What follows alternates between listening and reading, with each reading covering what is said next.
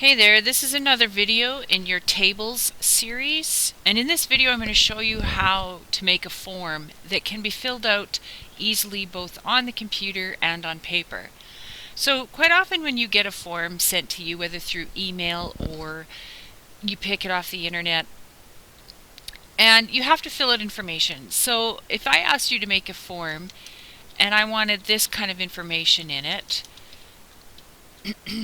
and you typed it like this, and I'm just using the shift underscore to add in my lines, etc., etc. You get the idea. And you want to do something like this. Now you ask your user, you send it out and you ask them to fill it out, and when they go to type in it, so for example, and you get this thing happening. Because when you go and type onto lines, it inserts the information you're typing into that place, and it's making a mess of everything. So if I were to keep typing, you can see that it's just making a mess of the form. So clearly this is not a good way to create a form. If you were to print it and give it to someone to fill out, they wouldn't know the difference. But in today's day and age, more and more people prefer things to be easily usable in an electronic format. So the best way to make this form is to use a table. So I'm going to insert a table here, and it really doesn't matter if I get the number of columns and rows right now, so I'll just put that for now. And again, I'm just going to type name, tab over. This is where the name will go. And then I want age, tab over. And I'll just zoom out here so you can see it. And now I don't have a place for date, so this gives me a chance to show you how to insert a column. So right click, insert column to the right, and age will go here, date, and again I need another column. So from here you can choose layout and insert right here. So I showed you two ways, right click insert, and from the menu insert to the right. Now down below here I'm going to put address, and the address is going to take up the rest of this line. To insert another row, tab does that. So city will go here, PC for postal code, etc., etc. So far not looking exactly the same, but quickly I'll just do some formatting. So I'm going to make this column smaller. This column here can be quite a bit smaller, something like that. And maybe my table will or won't go across the whole page. It really doesn't matter right now. I think I need more room for the name. Names are usually a little longer than the age. And once I did that, it made a mess, but I just go and I fix it up again. So then what I can do is I can highlight my entire table, and I can tell it to get rid of the borders. Design, borders. I can say, I'm going to click the down arrow here and say no borders. So now I have a table that has no lines. So I just click back in this cell, and I can choose from the border button. I can choose, I'll just make this smaller so you can see it. If I choose border, borders, bottom border. And I can continue to do that for each of these. Now if I just, it'll just put it in there. Okay. The other thing I can do, I believe, is home. Nope, that didn't work. Alright, so back to table, design, borders, bottom border. And I think you can also, you can draw a border with the border painter, but whatever is faster for you, and just get your way through it. It's tedious, but it's not difficult. Now, a word of caution. On a computer, the size of font that's default, which is probably 11, is suitable, but not for handwriting. So if in fact someone did want to write in here, this is going to be too small. So what I do is I select my cells, and you can hold your control key down and select multiple columns. So that was with the control key. And from the Home tab, I'm going to say 14. Usually a minimum of 14 to handwrite. Not bad, but you can see address is incorrect, so I'm just going to select all the way across. I'm going to right-click, merge my cells. So that's better. Now, I've noticed that in the new version of Word it does this. It puts lines where you don't want them, and it is a pain. I'm going back here and I'm choosing no border for age. Or sometimes it's the top border that's gone on. Apparently it's trying to help, but it's actually kind of annoying. So the other thing I want to do is show you in my borders that you can view grid lines. So the dotted lines are the ones that are there but not going to print. So this age one, it's either a bottom one on age or a top one on address.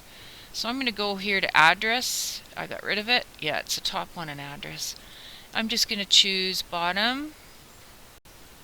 See there we but now I have to go back, and it's not something you're doing wrong. It's just a flaw, I believe. I've seen many complaints about it in forums on the internet. It's just something you have to deal with. Okay, again, not hard, just piddly. And going through here. Okay, so why all this work? If I can click without.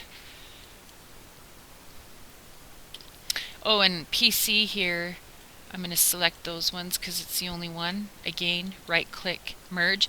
Best thing you should do once in a while is take a peek up here at your print preview. If you don't see this button, turn it on here with print preview and print. This is your quick access toolbar, and you get an idea of what your table will look like when you print it and see if you like it.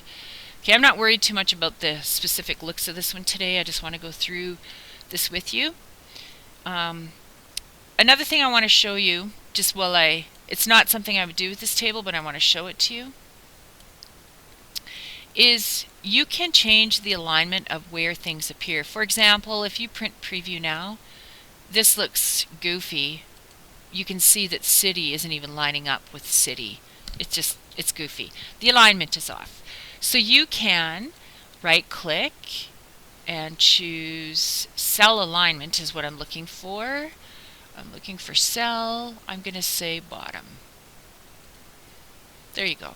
Now if I print preview, and I'll zoom in again, you can see city lines up with this one, yet address doesn't, because I didn't do that with address. So once again, the way I do it is table properties, and I chose cell at the top, so I'm only affecting the cell, and bottom, and so on and so forth. You would do that all the way through. So there will be a long way up here too, probably in layout.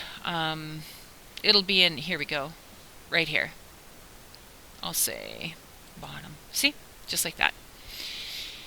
And that's one thing you should do with your tables to make it better. Another thing is if you need a gap to appear in a bunch of table cells, so for example, insert table.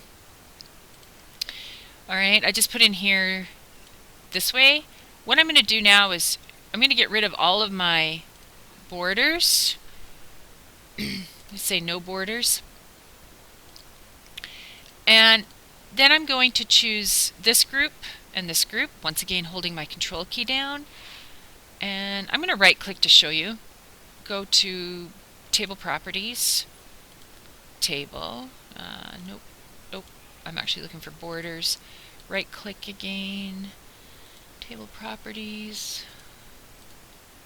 Oh, right here, table, borders and shading. I want, let's say I want this row, but I don't want it, I want it here. I don't want it on top. I want through the middle and at the bottom. You'll see why. I don't want those ones. I just want that. So you see how I did that? I just picked the one I want and made my lines look the way I want it to look. So what does that do? I'll print preview so you get a good idea. Now Word's dying on me and I lost my picture. And it did recover. So with print preview, actually it looks like my borders have disappeared. My view grid line, so again that was under design, borders, view grid lines. what I'm going to do, I'm going to do this like that, and I'm going to do that. And remember not to grab and pull that thing, it just leads to all kinds of trouble. If you grab that, just click on it if you need to, and it selects the entire table. Anyway, oh yeah, I want to show you that too. You see how I can make one cell smaller without the other one? You just select it first and then grab that one. Okay. Now, why would I do that? We'll have a look. Now I have a form that just is a bunch of lines. So it's just giving you an idea of what you can make using borders and empty cells here. Just a reminder one more time that if people are going to handwrite in them, they need to be at least 14 or it's too small. Okay, with the information you have now, you are able to complete a few more assignments. Remember that just putting lines on your page is no good. So in here, you can type in your name and nothing gets messed up. All right, and so on and so forth. And there you go. Again, you can do your alignment just like we did up here. So layout, alignment, bottom. And you would always test your forms out before you send them out to other people to fill out. All right. Thanks for watching.